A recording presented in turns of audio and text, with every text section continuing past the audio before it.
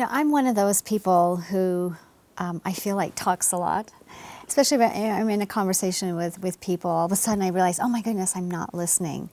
So habit 5, seek first to understand, then to be understood, is dear to my heart because it's something I have to keep reminding myself. And I love how you've adapted the name for that, which is listen first, talk second.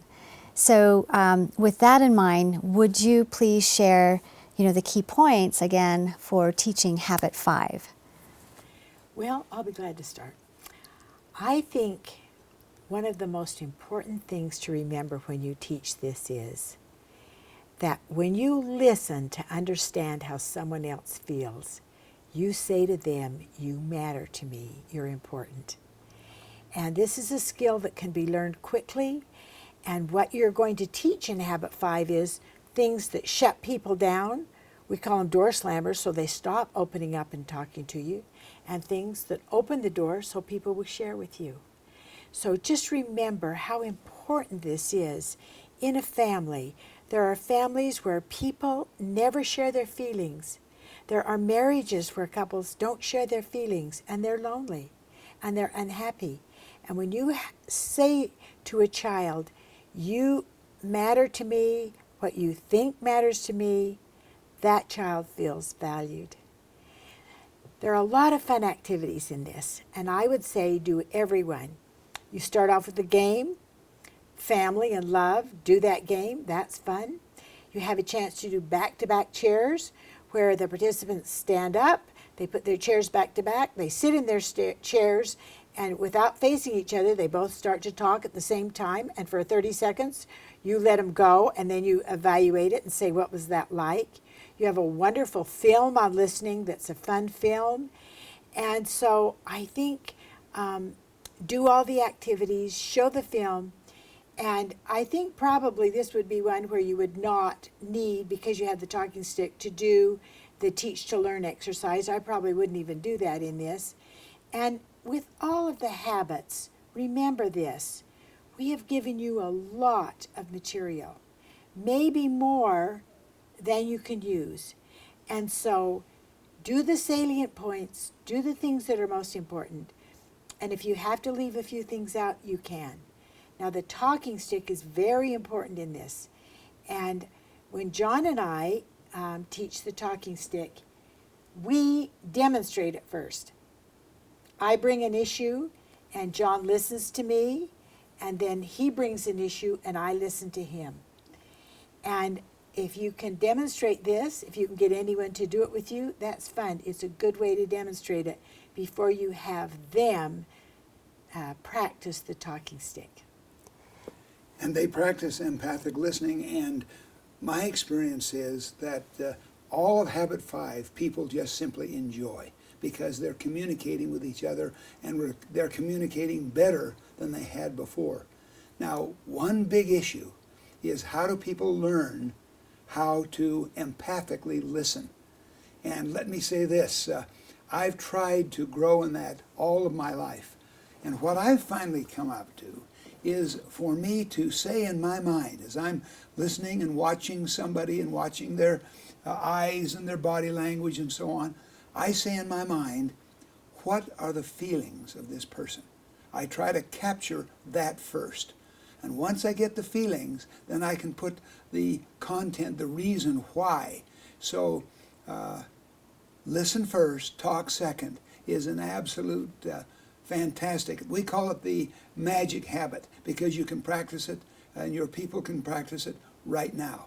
Now, I would also suggest that as you're learning it as a facilitator, once a day or once a week, decide, I'm going to listen to someone and capture their feelings first, then their content, and then reflect back to them their feelings.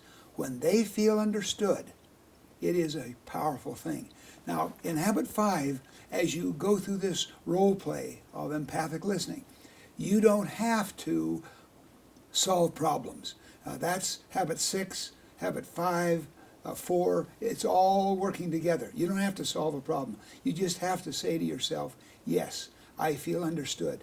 They care about me. Like Jane said, they care about me and they want to understand how I feel. I'm an important person. So would you say that with Habit 5, with the empathic listening and doing that role play, that's something that really needs to be practiced until they get the idea and the end in mind for what you're listening for? It's to understand, not to respond. Is that what you find in the role plays and the exercises? Well, this is something that is in your little book that you're looking at, but I'm going to repeat this to you because I think it's worth mentioning. Tell people not to get hung up on the skill of listening. Some people are afraid to even try empathic listening because they feel, I don't think I know how to help people do it. It's easy. Think of this as what John said. You want to know how your daughter feels. So you don't want to do anything to shut the door on her sharing with you. You want to leave the door open. So what do? If you forget all else, just remember this. Buy yourself a zipper. Not a regular size zipper, an industrial size zipper. And put it on your mouth. And put that industrialized zipper on and listen with your heart and your ears and your eyes to understand how she feels. And that's the most important thing. The beauty is that in families, when you both are kind of aware of the talking stick, that it's code for let's listen to each other, when you're aware of that, you can work with it over time. And Jane will come in and say, John, I've got a talking stick issue. I know, that's code. Stop, listen, try to reflect her feelings and her content. And we feel just an awful lot closer because of that. We are not emotionally dismissive. One more point I just thought of too. In our teachings it says listening takes time. Listening does take time. If you want to know how someone else feels, it's going to take some time. And in a family, remember this, listening is never convenient.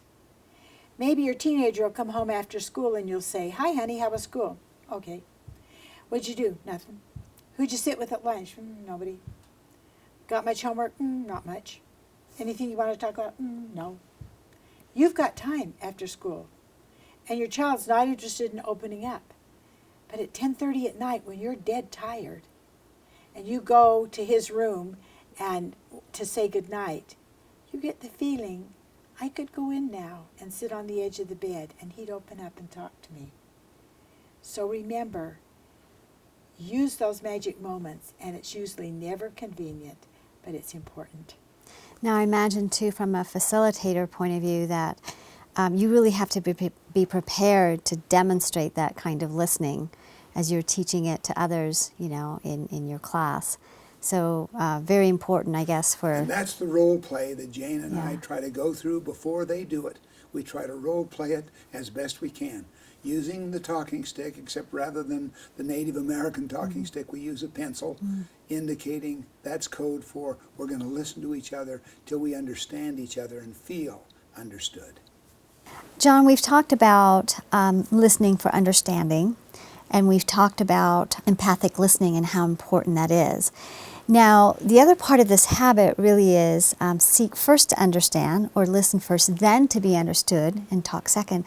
So I wondered if you could focus a little bit on that second part and how to best teach that to others so that they really learn to master how to express themselves appropriately. The key to then be understood, and there are some tremendous exercises, just follow those exercises.